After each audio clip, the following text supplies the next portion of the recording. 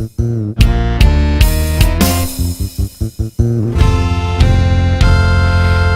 phăng tê tê chân đâm na thu sil tu an ni thấy ang kan tan tu le across put tu an sil vel thấy ang la ta kami tam tak teril ru chu ti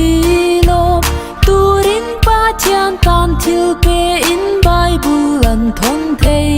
ani now pang te te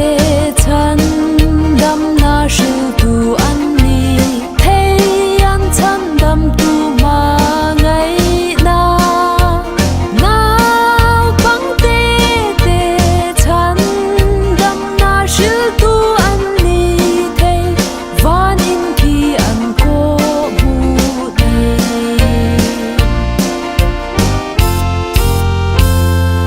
now pang te ten lal pa na ati tur poi mo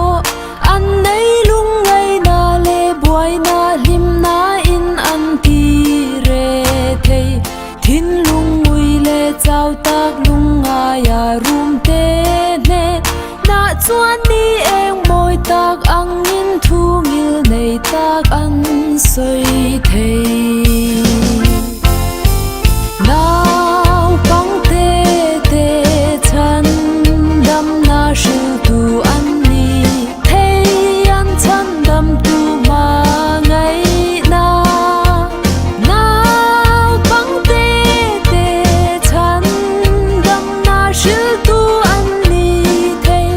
van in ki an ko mu nei